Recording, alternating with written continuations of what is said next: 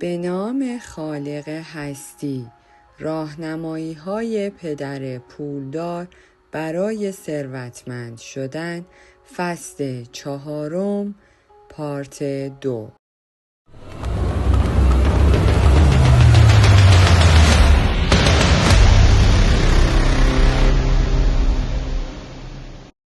اهمیت استاندارد زندگی. اگر در سن دبیرستان بودم، خودروی $3500 دوستم رویای من بود. با افتخار و غرور آن را سوار می شدم و به تمام دوستانم فخر می فروختم. اما در 40 سالگی رانندگی خودروهای ارزان قیمت دیگر رویای من نیست. در این مبحث مطلبی به نام استاندارد زندگی شما وجود دارد که معیار سنجش شادی مادی و رضایت مادی شماست. به 3 دلیل زیر آگاهی از شادی مادی یا تغییر معیار زندگی شما اهمیت بسیاری دارد. 1. تغییر استانداردهای مورد علاقه. با بالا رفتن سن، استانداردهای زندگی ما هم متحول می شود و علت آن هم تغییری است که در خود ما اتفاق می افتد. اگر شخصی متوجه تغییر و پیشرفت لذات و موارد علاقه خود بشود، اما متناسب با آن نتواند توانایی برآورده کردن آنها را در خود به وجود آورد، شروع به قرض کردن می کند و این کار موجب تبدیل بدهی خوب به بد می شود. اگر معیارهای سلیقه شما عوض شود، متناسب با آن باید به دنبال راههایی برای افزایش درآمد خود باشید، به خصوص اگر سلیقه شما به سمت یک زندگی گران قیمت پیش برود.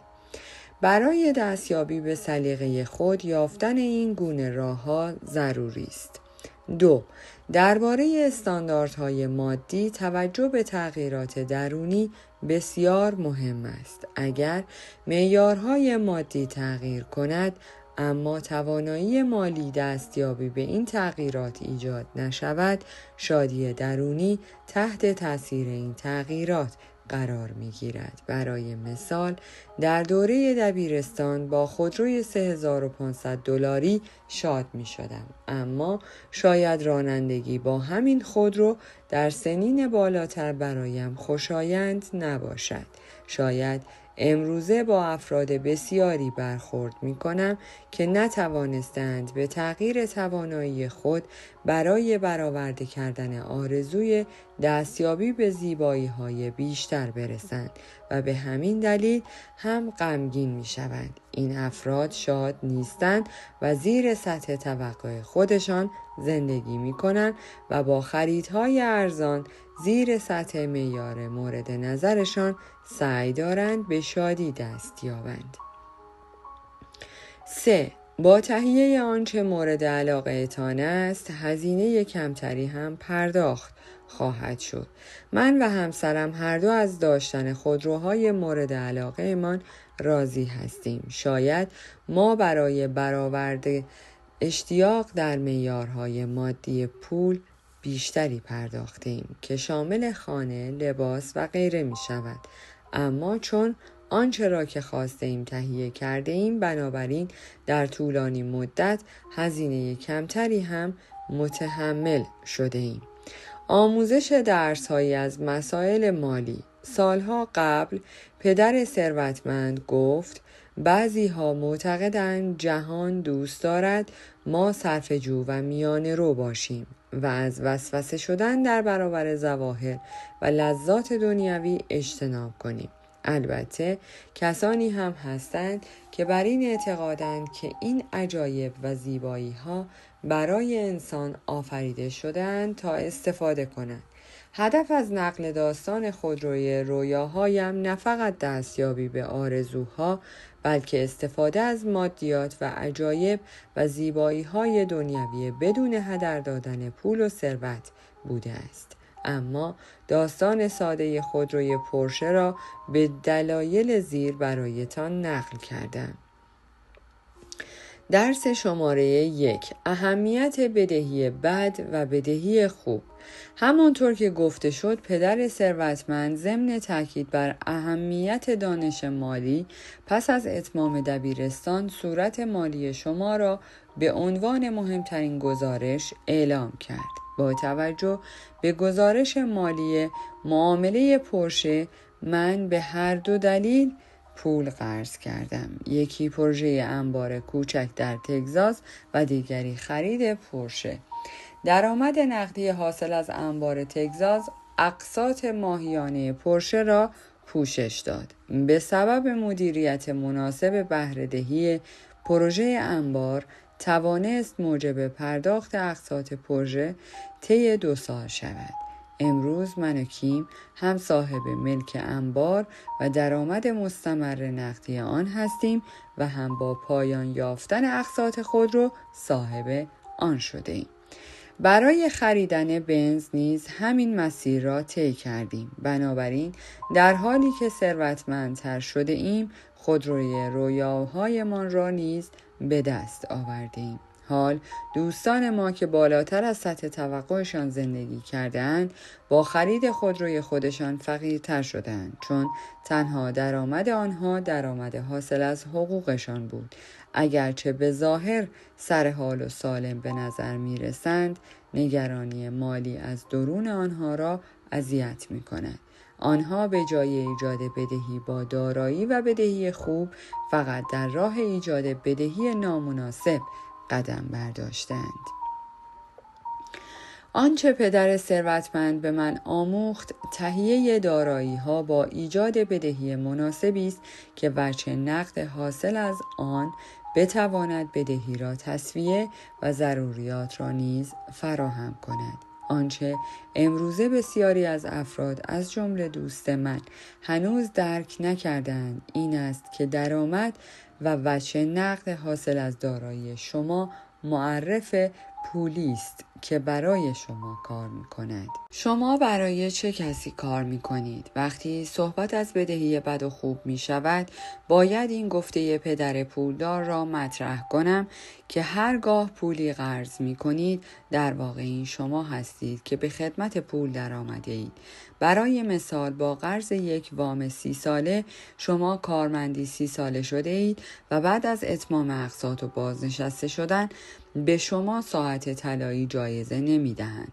پدر ثروتمند پس از قرض گرفتن پول ترکیبی اتخاذ کرد که خودش پرداخت کننده مستقیم اقساط آن نباشد. این رمز کار اوست. او همواره با تاکید و تکرار به من و پسرش توضیح میداد که بدهی خوب یعنی کس دیگری به جز شما مسئول پرداخت اقساط آن شود و بدهی بد هم آن است که شما با گوشت و خون خود آن بدهی را باز پرداخت کنید. علاقه او هم به املاک اجاره‌اش در برگیرنده این مطلب بود که بانک وام می‌دهد و مستاجر آن را پرداخت می‌کند. برای نشان دادن چگونگی این مسئله بهتر است مثالی واقعی ذکر کنیم. فرض کنیم خانه کوچکی را در همسایگی شما برای فروش گذاشتند. در واقع ممکن است این خانه نیاز به سقف جدید، راه آب‌های تازه و حتی نقاشی داشته باشد. اما در کل، چون در بین خانه‌های قرار گرفته است که به مدرسه و دانشگاه دسترسی دارد، برای دانشجویانی که به دنبال مسکن هستند مناسب است. صاحب خانه می‌خواهد بازنشسته شود و برای استراحت به ناحیه گرم و آفتابی برود. او قیمت خانه اش را $110,000 تعیین می‌کند. شما پس از مذاکره قیمت را به $100,000 می‌رسانید. شما هم $10,000 در بانک پس‌انداز دارید. پس نیاز به تهیه $90,000 پیدا می‌کنید. اما در واقع چون $10,000 تمام وجه نقد دارایی شماست، به $100,000 نیاز دارید. چرا؟ چون با $10,000 اضافه آن می توانید هزینه و کارمزد بانک را بپردازید و ساختمان را نقاشی و سقف و لوله ها را تعمیر کنید. در اکثر موارد بانک با وام دادن موافقت می کنند، چون تضمین پرداخت وام ارزش رو به افزایش ملک است. یعنی هرگاه به بانک بروید و بدون تضمین کافی درخواست وام کنید، بانک با درخواست شما موافقت نمی کند، اما با تضمین و پشتوانه کافی بانک به شما کمک می کند. این را به خاطر داشته باشید که کار بانک وام دادن است، اما این کار زمانی انجام می شود که بانک از وجود تضمین کافی برای امنیت پول خود مطمئن باشد. در ادامه باید گفت که بانک با در نظر گرفتن نرخ رایج بهره به شما وام 30 ساله با بهره 6% پرداخت می کند. البته در مرحله اول از شما $10,000 به عنوان کارمزد دریافت می کند. با بررسی مالیات بر دارایی‌ها قسط ماهیانه قابل پرداخت شما حدود $700 است، اما همانطور که گفته شد قرار نیست و شما هم نمی‌خواهید به مدت 30 سال کارمند بانک شوید و اقساط وام را بپردازید. بهترین کار این است که کس دیگری به جز خود شما مسئول باز پرداخت اقساط شود. پدر ثروتمند معتقد است که پس از تمام شدن معامله و به نام شدن خانه بهتر است به دانشگاه یا مدرسه محله خود اطلاع دهد که ملک مناسب اجاره دانشجویان دارید. شما هم ماهیانه $1,000 به عنوان شارژ ماهیانه خانه در نظر می‌گیرید. اگر خانه 4 اتاق خواب داشته باشد، می توانید به راحتی 4 دانشجو را در آن جا بدهید که هر یک ماهیانه $250 به شما می پردازند و این وجه حتی برای دانشجویانی که قیمت اجاره برایشان مهم است به راحتی پرداخت می شود. راه دیگر این است که به بنگاه املاک محل خود بسپارید و آنجا را برایتان اجاره دهد. این آژانس ها با دریافت هزینه جزئی نه فقط مستاجر پیدا می کنند، بلکه به اموری مثل گرفتگی لوله نیز می پردازند.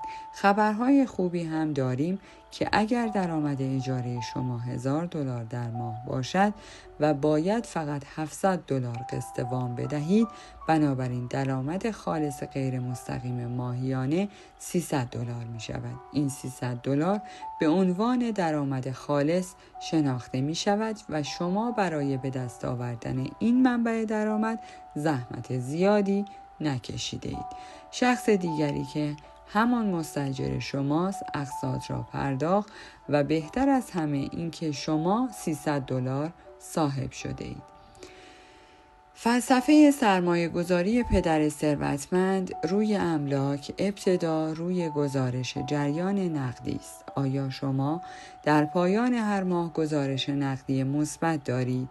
در عین حال این تفکر عمومی وجود دارد که ارزش املاک با گذشت زمان افزایش پیدا خواهد کرد.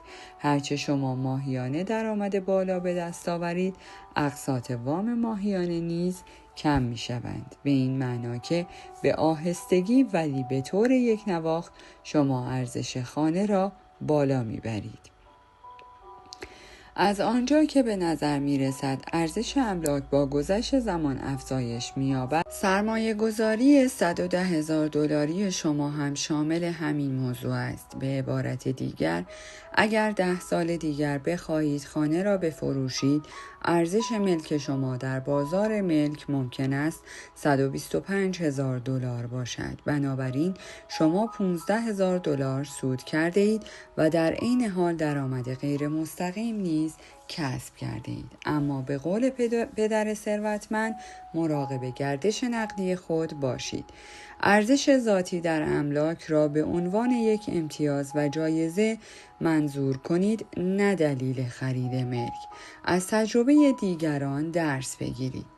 یکی از کتاب‌های قبلی من به نام داستان‌های موفقیت پدر پولدار را مطالعه کنید. این مجموعه داستان موفقیت زندگی روزانه مردم از سراسر ایالات متحده و سایر نقاط جهان است که زندگیشان از محل پرداخت‌های چک می‌گذرد. این گونه افراد از شمردن سالها تا زمان بازنشستگی خسته به نظر می رسند. در آن کتاب شما حسابهای اصلی افرادی را می یابید که بررسی راحتی دارند. این افراد می توانند نوجوان یا افراد نزدیک به بازنشستگی باشند که با پیروی از نصایح پدر پولدار به جریان درآمد غیر مستقیم دست یافتند. بسیاری از این داستان‌ها بر اساس سرمایه گذاری روی املاک شکل گرفتند. در آن کتاب درباره چگونگی غلبه بر ترس از اقدام اولیه مالی برای پیدا کردن اولین نقطه شروع سرمایه گذاری سخن به میان آمده است. اما با مشاهده جریان افزایش درآمد غیر مستقیم همه آنها کل مراحل را از اول تکرار می کنند و برخی این تکرار را چند بار انجام می دهند. برخی از این افراد از دارایی‌های ساده به اموال بیشتری دست یافتند و به کارگیری راهنمایی پدر پولدار را عامل موفقیت فرد می دانند. در برخی از داستان‌های موفقیت آمیز افراد اقدام به سرمایه گذاری‌های کوچک تجاری کردند تا بتوانند آزادی مالی را برای خود به دست بیاورند. در یکی از فصل‌های کتاب داستان خانمی آمده است که روی ماشین لباسشویی خودکار سرمایه گذاری کرده است. این خانم و همسرش به محض حصول اطمینان از سوددهی سرمایه گذاری اقدام به افزایش سرمایه کردند. اکنون وضعیت مالی خوبی دارند و به شما خواهند گفت که از اولین افرادی هستند که به سادگی موفق به سرمایه گذاری شدند که پول در خدمت آنها باشد، نه اینکه آنها به خدمت پول درآیند. نکته اینجاست که بیشتر افراد به علت هجوم مخارج و صورت حساب‌های ماهیانه‌ای که باید بپردازند به اقدامات مالی دست نمیزنند. فقط زمانی به فکر اصلاح رویه مالی خود میافتند که به این تایید برسند برای پول درآوردن راه‌های دیگری هم هست. به قول پدر ثروتمند، اگر بخواهید به نفع خودتان قدمی بردارید، بهترین کار این است که انواع مختلف درآمد را شناسایی کنید که شامل درآمد حقوق، سهام بازنشستگی است. البته بسته به اینکه سرمایه گذاری در املاک، تجارت و سایر انواع سرمایه گذاری سودمند است یا نه، می توانید زودتر نتیجه کنید که برای راحت‌تر زندگی کردن شما و خانواده‌تان به جز درآمد شغل ثابت، راه‌های ساده بسیاری وجود دارد که درآمدتان را افزایش می‌دهد. درس شماره 2: الهام بخشی درونی. بار دیگر به سوار شدن خودروی دوستم اشاره می‌کنم. نشستن در این خودرو و راهنمایی با آن به من آرامش نمیداد. بیشتر احساس افسردگی می‌کردم. از نوای خوش صدا و رایحه دلانگیز شکوفه‌های بهاری آنچنان که در خودروی پرش روحم را نوازش میداد در این ماشین خبری نبود. وقتی در خودروی قدیمی دوستم نشستم، با دودی که از اگزوز آن خارج میشد احساس بدی به من دست میداد، در حالی که وقتی درب گاراژ را باز و به پرشه خودم نگاه میکنم هنوز هم آواز زیبا به گوش میرسد. من آن ماشین را دوست دارم چون الهام بخش من در کار و فعالیت بیشتر برای پولدار شدن است. اما خودروی قدیمی دوستم فقط حمام رفتن را برایم تداعی می کند. من معتقدم جهان ما یاری کننده ما در ساختن چیزهای زیباست. هر وقت نقاشی زیبا، خانه قشنگ و خودروی شیکی می بینم، این روح سازندگی در من بیدار می شود.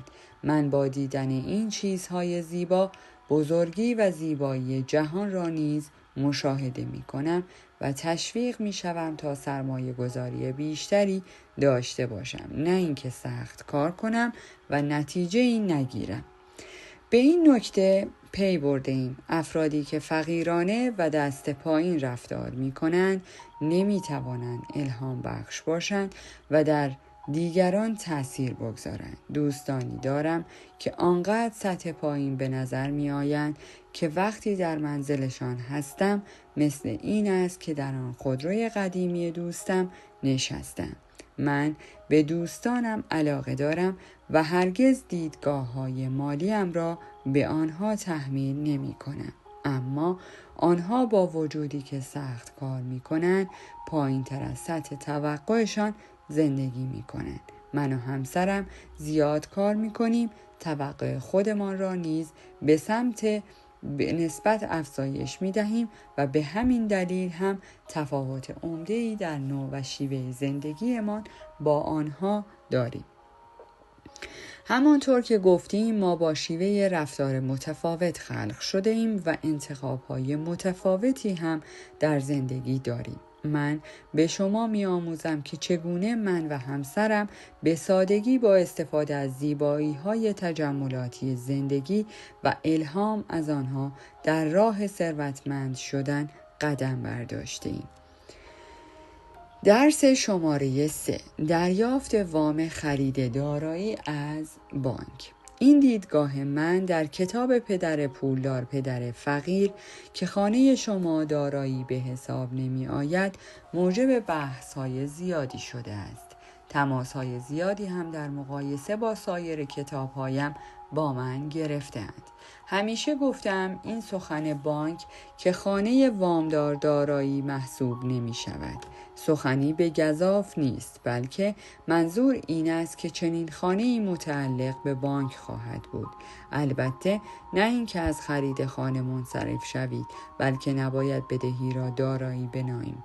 اگر موفق به درک علت این مطلب نشده اید، بار دیگر به کتاب‌های دیگرم مراجعه کنید.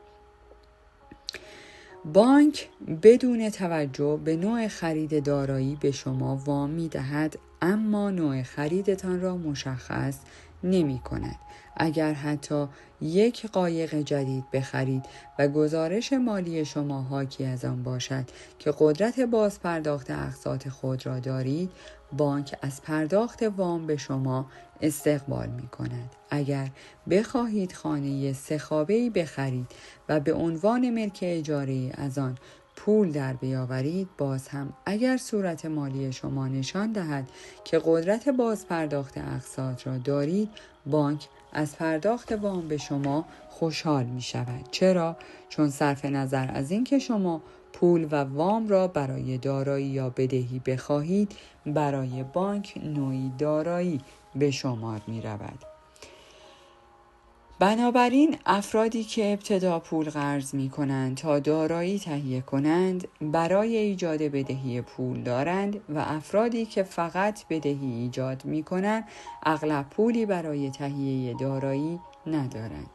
نکته اینجاست که برای بانک فرقی نمی کند که شما به راستی چه چیزی به دست می آورید، دارایی، بدهی و یا هر دو، چون برای بانک نوعی دارایی به شمار می رود و این شما هستید که برایتان مهم است. در واقع هرچه شما بیشتر اهمیت دهید بانک خوشحالتر می شود، چون کار بانک پول قرض دادن است، نه اینکه تقاضای شما را برای وام گرفتن رد کند. اگر شما از بانک پول قرض نکنید پولی برای بانک ایجاد نمی شود. پس هرچه شما پولدارتر شوید بانک خوشحالتر است. من هم به همین دلیل که بانکی ها برای پولدار شدن و خرید دارایی و بدهی به ما پول قرض می دهند به آنها علاقه‌مندم. درس شماره 4: بانک ها بیشتر به چه نوع دارایی توجه می کنند؟ در یک مصاحبه رادیویی از من پرسیدند شما بیشتر در چه زمینه‌هایی سرمایه گذاری می‌کنید؟ پاسخ من این بود که در دهه 20 زندگی با سرمایه گذاری در مسکن در زمینه املاک کار کردم و امروزه این زمینه بیشترین بخش ثروتم را تشکیل می دهد. البته در زمینه امور تجاری و اوراق بهادار و سهام شرکت‌های خاص و عام نیز سرمایه گذاری کردم. در ادامه صحبت‌هایم محاسبه کننده گفت از سرمایه گذاری در ملک راضی نبودم، چون نمی‌خواهم با مزاحمت‌های وقت و بی وقت مستاجر به خصوص تعمیرات روبرو شوم. به همین دلیل بیشتر در زمینه سهام سرمایه گذاری کردم. بعد با پخش آگهی بازرگانی مصاحبه پایان یافت و من از استودیو خارج شدم. ایده‌ای گران قیمت. همون شب کمی به مصاحبه در رادیو فکر کردم و با خودم گفتم این مجری رادیو چه تصمیم ارزشمند و گرانی گرفته است. او نمی‌داند که صرف نظر کردن از سرمایه گذاری در ملک، آن هم برای روبرو نشدن با مزاحمت‌های مستاجر در خصوص تعمیر توالت و غیره چه هزینه بالایی برایش در بر دارد. در کتاب سوم ما در زمینه راهنمایی سرمایه گذاری پدر پولدار به 3 طبقه اولیه دارایی هایی که می توان در آن سرمایه گذاری کرد اشاره شده است. 1. فعالیت های بازرگانی. 2. مسکن و املاک. 3. اوراق بهادار. همون شب در این اندیشه بودم که پدر ثروتمند همیشه می گفت کدام یک از این 3 دسته دارایی بیشتر مورد توجه بانک است. پاسخ در ملک و املاک نهفته است. گرفتن وام برای شروع فعالیت کوچک تجاری کار بسیار دشواری است. البته اگر شما موفق به ایجاد چنین شرکتی بشوید، باید از سایر دارایی‌های خود به عنوان تضمین فعالیت تجاری استفاده کنید. البته اخذ وام برای تهیه اوراق بهادار هم کار بسیار سختی است، چون بانک آن را به عنوان ضمانت جنبی قبول می کند و سپس به شما وام می دهد. امکان این که بانک به مدت 30 سال وام 8% به شما بدهد تا برای خرید سهام و اوراق بهادار استفاده کنید کمتر است. برعکس، امکان اخذ وام برای تهیه ملک و املاک بیشتر سالها قبل پدر ثروتمند به من و مایک گفت اگر بخواهید پولدار شوید باید مدارک مفید و مورد نیاز بانک را تهیه کنید. گزارش مالی شما مورد نیاز بانک است تا برای خرید دارایی به شما وام دهد. فقط اگر به راستی بدانید که بانک از شما چه می‌خواهد، به ثروتمندتر شدن خود کمک بزرگی کرده اید. این یکی از همان دلایلی است که درباره مجری برنامه رادیویی گفتم که تصمیم او گران قیمت است. گران قیمت از این لحاظ که او باید پول خود را پس از کسر مالیات متعلق صرف خرید اوراق قرضه و سهام شرکت ها بکند، بدون اینکه پول بانک او نیز تأثیری در این تصمیم داشته باشد.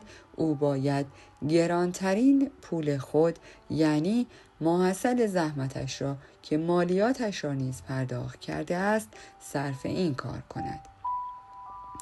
برای توضیح بیشتر از مثال $10,000 کمک می‌گیریم. اگر آن مجری رادیویی قصد خرید سهام شرکت کند، کل چیزی که میتواند خریداری کند $10,000 ارزش دارد. حال اگر بخواهد ملک و املاک بخرد، به راحتی با $10,000 کارمزد و $90,000 وام میتواند ملک $100,000 بخرد. حدس میزنم که با خرید این ملک و درآمد حاصل از اجاره آن هم هزینه‌های انجام شده را پوشش می‌دهد و هم سود خالص ماهیانه نصیب او خواهد شد. در شرایطی که وضع بازار خوب است و هر سال 10% افزایش ارزش دارایی داریم، سهم شرکت‌ها می‌تواند $1,000 سود برای سرمایه گذار داشته باشد و املاک می‌تواند درآمد $100,000 ملک را که مالیات هم ندارد در آمریکا مالیات ملک به هنگام فروش اخذ خواهد شد صاحب شود. چون سهام شرکت‌ها گردش نقدی خوبی ندارند، سود سهام تقسیم شده چندانی ارائه نمی‌کند که مشمول نرخ مالیات سرمایه نیز خواهد بود. البته فقط به این دلیل نسبت که معتقدم اوراق بهادار دارایی خوبی نیست، چون من در این گونه اوراق هم سرمایه گذاری کردم. اما آنچه مطرح می شود این است که نظریه من در املاک سرمایه گذاری نمی کنم. بسیار پرهزینه است و برای من بالاترین هزینه ها آزادی و رفاه شخصی است. برای من و همسرم بهترین بخش موضوع املاک درآمد مستمر ماهیانه است که مالیات آن کمتر از درآمد حقوق است و از لحاظ مالی نیز سهولت استفاده بیشتری دارد. به عبارت دیگر، دارایی املاک نوعی دارایی است که با کمک آن می‌توانیم بدهی خوب ایجاد کنیم و بدهی خوب هم بدهی است که موجب می شود سریعتر پولدار شویم. اما از جنبه کاربردی و وام بانکی برای سریعتر پولدار شدن باید بهای آن را پرداخت. از لحاظ عامل مالیاتی، بازار ملک و املاک با افزایش کمتر از 1% میتوان به همان برگشت سرمایه‌ای دست یافت که در بازار اوراق بهادار با 10% افزایش به این سود خالص میرسیم. البته دلایل دیگری هم وجود دارد که پدر ثروتمند همیشه میگوید هر آنچه بانک از شما میخواهد فراهم کنید و هشدار میدهد همیشه با بدهی‌ها همانند اسلحه پر رفتار کنید. علت هم این است که شما با نیرویی برابر می توانید اهرم وام بانکی را به حرکت درآورید و با وام بانکی پولدارتر شوید و در عین حال هم می توانید پول زیادی از دست بدهید. بنابراین بهایی که باید بپردازید سرمایه گذاری رو به کاهش و سالها زمان برای کسب تجربه است. اما نمیخواهید چیز هزینه ای را متحمل شوید، پس وام نگیرید و با استفاده از پول خودتان ثروتمند شوید و در حفظ آن کوشا باشید. پرداخت هزینه آموزش. همانطور که گفته شد در سال 1966 در کلاس آموزش املاک با سرمایه $385 سرمایه گذاری کردم. آن دوره 3 روزه یکی از بهترین دوران سرمایه گذاری هایم بود. من با سرمایه اندک و به تدریج طی 5 سال متمادی دیگر به کسب تجربه لازم پرداختم. من هم نمیخواهم شبها مزاحم تلفنی داشته باشم و به تعمیرات جزئی ملک بپردازم و گرفتگی توالت و لوله را رفع کنم. اما خواهان آن چیزی هستم که سرمایه گذاری ملک برایم به ارمغان می آورد و آن هم بدهی خوب و آزادی بسیار است. در یکی از سمینارهای اخیر املاک دالاس تگزاس که من در آن سخنران بودم، مردی حدود 60 ساله حضور داشت و سخنانم را با این مضمون شنیده بود که پدر ثروتمند من با بازی مونوپولی به ما سرمایه گذاری در ملک را یاد داد و دیگر همه ما برای ثروتمند شدن این فرمول را می شناسیم که 4 خانه سبز بخر و آنها را تبدیل به یک هتل قرمز رنگ کن. این مرد محترم به من نزدیک شد و گفت آیا من خانه هایم را به یک هتل قرمز تبدیل کنم یا خیر؟ من با خنده سوال کردم چند خانه دارید؟ او لحظه ای اندیشید و گفت کمی بیشتر از 700 عدد. در جواب فقط گفتم چی؟ برای شناخت بیشتر متوجه شدم که او در تگزاس غربی چوپان است.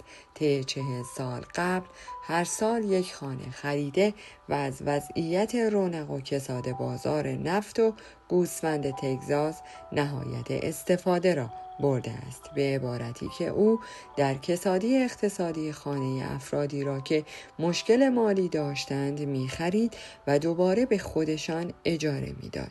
هرچه که در گردش نقدینگی او ترقی می‌کرد، خانه‌های بیشتری می‌خرید و تا به حال هیچ یک را هم نفروخته است و بیشترشان هم زیر قیمت $65,000 بودند.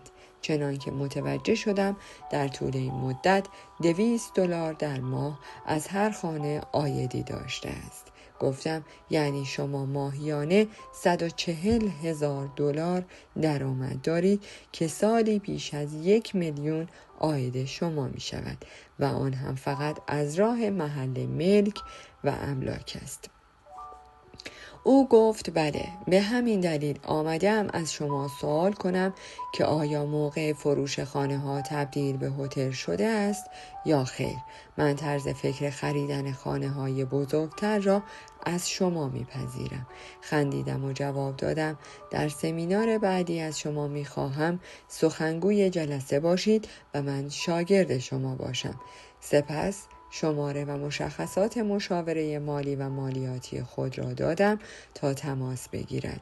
به او گفتم که از من خیلی جلوتر است و او هم تشکر کرد و رفت. همونطور که او تشکر میکرد به یاد بازی مونوپولی پدر ثروتمند با خودم و مایک افتادم. من بازی خانه های سبز را با مهره پلاستیکی انجام میدادم. البته 40 سال قبل و این مرد محترم این کار را در بازار واقعی به انجام می رساند. می توانستم صدای پدر ثروتمند را بشنوم که به من و مایک می گفت بانک همیشه می خواهد به من وام بدهد تا ملک و املاک بخرم و من باید خواسته‌اش را برآورده کنم. در پایان از شما دوستان عزیزم می خواهم برای حمایت بیشتر ما کانال ما را به دوستان خود معرفی کنید. برای انرژی بیشتر ما رو لایک کنید و برای ادامه پرقدرت‌تر سابسکرایب. تا درودی دیگر، درود و 200 بدرود.